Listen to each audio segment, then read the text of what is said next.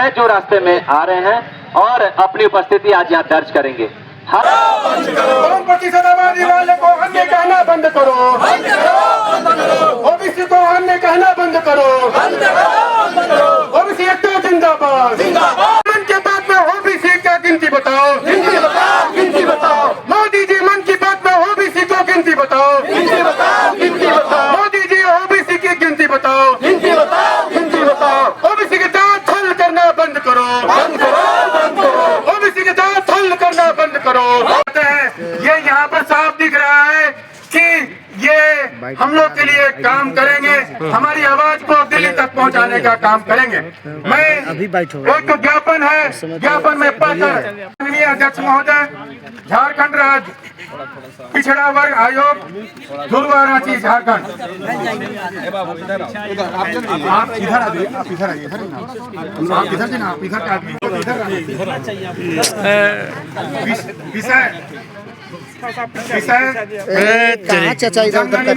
अन्य पिछड़ा वर्ग ओबीसी का प्रथम कॉलम जोड़ने सहित 11 सूत्री मांगों को निराकरण हेतु ज्ञापन।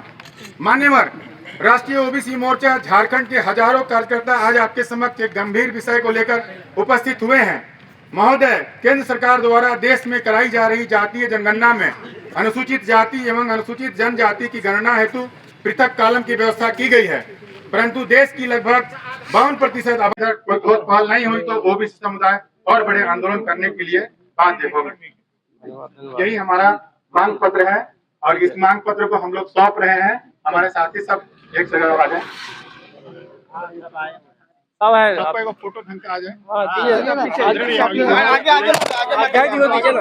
हमें आशा है कि माननीय पिछड़ा वर्ग आयोग के अध्यक्ष महोदय जी, इस ओबीसी मोर्चा ने लगातार मांग किया था कि देश में जाति आधारित जनगणना करने के लिए काफी संघर्ष के बाद केंद्र सरकार ने जाति जनगणना करने के लिए 2025 में घोषणा की थी, लेकिन अभी ये धोखा हो रहा है कि जो प्रथम चरण में जो गणना की जा रही है एससी एसटी का कॉलम दिया गया है और ओबीसी को अन्य बताया गया है, तो हम अन्य नहीं ओबीसी हैं हम, तो उसी को लेकर हम लोग यहाँ पे एकत्रित होकर एक मार्च करने वाले हैं।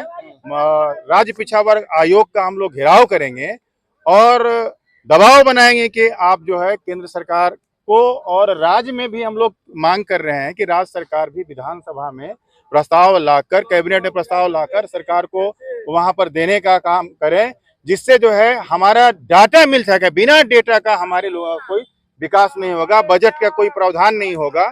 इसलिए राष्ट्रीय ओबीसी मोर्चा का स्पष्ट मांग है कि प्रथम चरण के गिनती में ओबीसी का कॉलम जरूर होना चाहिए। इसी को लेकर हम लोग यहाँ पे मार्च करने के लिए आए हुए हैं। घेराव किसका करेंगे? हम लोग घेराव जो है राज्य पिछड़ा वर्ग आयोग के जो है कार्यालय का हम लोग घेराव करने जा रहे हैं। मांग अधिकार, हम ओबीसी हैं, अन्य नहीं, हमारी ओबीसी का अधिकार दें। हम अधिकार के लिए आगे आए हैं और माननीय प्रधानमंत्री जी से मेरी एक आग्रह है कि आप भी ओबीसी से आते हैं, ओबीसी के कॉलम कैसे छोड़ देते हैं, तो आप एक अपना डेवलप करके हमारे समाज को डेवलप नहीं कर सकते हैं। इसलिए हम ओबीसी इकट्ठा होकर अपनी मांगों को पूरा करने के लिए आज यहाँ पे एकत्रित हुए हैं। और हमारी मांग, ये जो जाति जनगणना हो रहा है उसमें हमारी कॉलम नहीं दी गई है, तो सबसे पहला पीढ़ी हमारे जाति जनगणना में नहीं दिए हैं कॉलम, तो अब कब देंगे? नारी बंधन अधिनियम जब लागू किए माननीय प्रधानमंत्री जी, उसमें भी हमारे ओबीसी का कॉलम छोड़ दिए, तो हम ओबीसी कहाँ हैं? ये मोदी जी से मांग है हमारी, अमित शाह से मांग है हमारी कि हम ओबीसी को बताएं। हम ओबीसी को नहीं यदि अधिकार देते हैं तो आपको भी वो कहीं न कहीं से आपको भी भुक्तभोगी होना पड़ेगा। हम ओबीसी वोट नहीं देंगे तो आप माननीय प्रधानमंत्री जी अकेले डेवलप कैसे करेंगे? तो हमारी यही मांग है कि हमारी ओबीसी का आरक्षण में लागू करें। केंद्र सरकार से मांग कर रहे हैं। है, लेकिन राज्य सरकार को राज्य पिछड़ा वर्ग आयोग का कर लेते हम लोग सारे राज्य पिछड़ा आयोग, राज्य सरकार सारे लोग से मांग कर रहे हैं कि हम पिछड़ा आयोग कहाँ हैं, आप लोग बताने का काम करें। ये माननीय मुख्यमंत्री जी से भी हम लोग आग्रह कर रहे हैं कि अपने विधानसभा में पारित करें। हम आयोग को भी मांग कर रहे हैं और अन्य पार्टियों को भी मांग किए हैं। जो माननीय राहुल गांधी जी ने हमारी मांगों को उठाए हैं, उनको भी मैं तहे दिल से धन्यवाद देती हूँ कि हमारे पिछड़ा आयोग के लिए उन्होंने आवाज उठाई है।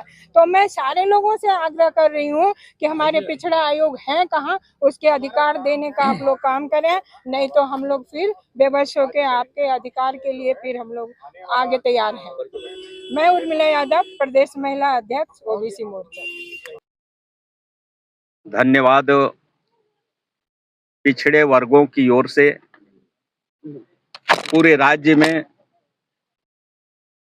कुछ ऐसे हमारे पिछड़े वर्ग के नेता हैं कि अपने अपने तरीके से पिछड़े मंच मोर्चा का नाम का कई रूप और स्वरूप है, लेकिन उनकी एक ही भावना है, एक ही मांग है कि पिछड़ों को जो हक और अधिकार मिलना चाहिए वो अभी तक नहीं मिल पाया है। खास करके अभी जो जनगणना हो रहा है, भारत सरकार के द्वारा जो जनगणना किया जा रहा है, इस जनगणना में पिछड़ा समाज को बहुत उम्मीद थी कि जातीय आधारित जनगणना होगा, क्योंकि देश के माननीय प्रधानमंत्री जी ने घोषणा किए थे। लेकिन जब कॉलम देख रहे हैं तो उसमें पिछड़ा वर्ग का कॉलम नहीं है। तो इन लोगों का कहना है, पिछड़ा वर्ग का कहना है, जो अभी आपके सामने आए हैं उन लोगों का कहना है कि हम लोग अन्य में नहीं हैं। अन्य और इत्यादि और आदि, किंतु और परंतु वहीं लगता है जहां संख्या कम है। लेकिन पिछड़ों की संख्या आधे से भी अधिक है। जिसकी आबादी आधे से अधिक हो उसको अन्य में रखना ये कहीं से भी उचित नहीं है। इसलिए इन लोगों का मांग है, और निश्चित तौर पर मांग बहुत ही महत्वपूर्ण है।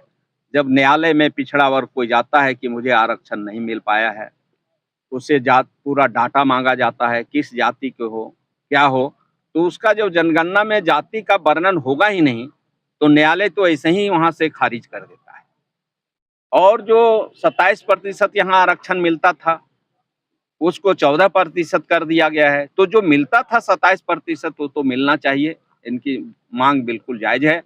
और इस तरह से कई और मुद्दे हैं, कई मांग हैं, डिमांड्स हैं इन लोगों की, जो निश्चित तौर पर वो डिमांड नहीं है, ये मिलना चाहिए। इस झारखंड में खास करके जहाँ पिछड़ों की आबादी इतनी है, आज भी उसकी सामाजिक, शैक्षणिक, आर्थिक स्थिति ठीक नहीं है, चिंताजनक है।